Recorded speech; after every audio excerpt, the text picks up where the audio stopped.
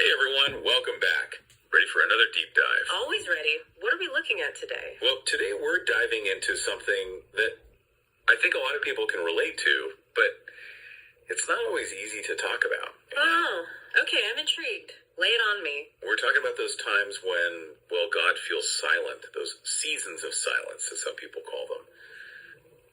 Especially in the Bible, you see these moments pop up, and they can be kind of unsettling, right? Oh, yeah, absolutely. It's one thing to read about it, but to experience that kind of silence in your own life when you're praying and searching and just not seeming to get any answers, Yeah. that can be really tough. Exactly. And that's what we're going to unpack today. What do those seasons look like in Scripture, and what can we learn from them, even for those times when we might be going through something similar? I'm all ears. Where do we start? Well, how about we jump right into a huge EE example, like literally huge. I'm talking about those 400 years of silence between the Old and New Testaments. Can you imagine? 400 years without a prophet, no new word from God. Whoa, okay, yeah, that puts things in perspective.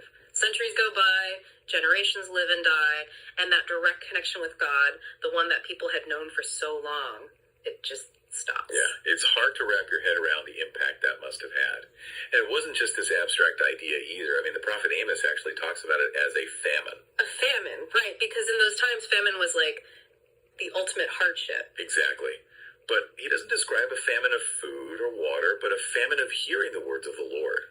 It's like this deep spiritual hunger that the people felt. You know, that really speaks to how central that relationship with God was for them. And it makes you realize how significant the arrival of John the Baptist must have been after all that time. It's like the ultimate mic drop moment. Ah, But okay, let's shift gears a bit, because the story of Job, that's another powerful example of silence, but in a different way. oh man, Job's story is just heartbreaking. I mean, this guy loses everything. His family, his wealth, his health, and he's crying out to God in agony. And for a long time, it seems like there's just nothing. Silence. And it's not like a peaceful silence either. It's this agonizing, desperate waiting. Totally. You can feel that raw emotion in Job 30.20. He says, I cry to you, and you do not answer me. I stand up, and you merely stare at me. Yeah. It's like he feels abandoned, forgotten. And then, bam, God finally answers him, and it's out of a whirlwind, no less. Talk about dramatic. Right, but you know what's interesting to me? It's not just the answer itself, but the wait. The silence before the revelation. What can we learn from that? That's a great question. What do you think? Well, to me, it says that even when we feel like God is distant, even when we don't understand what's happening, he's still working. His timing is not our timing, and we have to trust that he has a purpose, even in our pain. That's a powerful message, especially for anyone who might be going through a similar season of silence right now. Yeah. But before we go too far, we can't forget about Jesus. He experienced a profound silence during his trial too, right? You're right. And actually, that silence was a fulfillment of prophecy. Isaiah 53.7 talks about how the Messiah was oppressed and afflicted, yet he did not open his mouth. He was led like a lamb to the slaughter, and as a sheep before its shearers is silent, so he did not open his mouth. It's crazy to think that even Jesus, the Son of God, went through that. Right, and Matthew 27.12 to 14 describes how when he was being accused by the chief priests and elders, he gave no answer. It's such a powerful image of restraint and surrender. Okay, so we look at these big sweeping examples, but I think it's important to bring it down to a personal level. I mean, we've all had those moments where God feels distant, right? Those times when we're praying, but it feels like our words are just hitting the ceiling. Oh, absolutely. Psalm 83.1 really captures that feeling. Oh God, do not remain silent. Do not turn a deaf ear. Do not stand aloof, oh God. It's that ache of feeling alone, unheard. Exactly. And honestly, it's easy to get discouraged in those moments. But I think what we've seen in these biblical examples is that those seasons, those times of silence, they're not a sign that God's abandoned us. They can actually be opportunities for growth, for developing a deeper trust in him. I love that because it's so easy to focus on the negative, to feel like those silent times are a punishment or a sign that we've done something wrong. But what if they're actually a chance to draw closer to God in a different way? Okay, so that's a great point, but let's get practical here. What do we do when we find ourselves in one of those seasons? What are some tangible steps we can take? Well, first and foremost, remember that even in the silence, God is still working. It might not feel like it, but he's there. And one of the best things we can do is to keep talking to him, to keep praying, even when it feels like we're talking to a wall. Luke 18.1 talks about the importance of persistent prayer.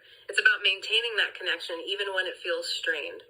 I get that, But what about when it feels like years go by, years of silence? How do we reconcile that with a God who supposedly loves us? That's a really tough question, and I don't think there's one simple answer. But maybe instead of demanding an immediate response, we can try to use that time to draw closer to God in other ways. What do you mean? Well, we can dive deeper into Scripture. We can explore different forms of prayer. We can focus on serving others, on being the hands and feet of Jesus in the world. It's not about giving up on prayer, but about finding different ways to nurture that connection. That makes a lot of sense. And speaking of Scripture, that's another great point.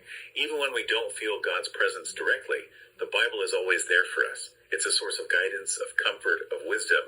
It's like a lifeline in those times when we feel lost at sea. Absolutely.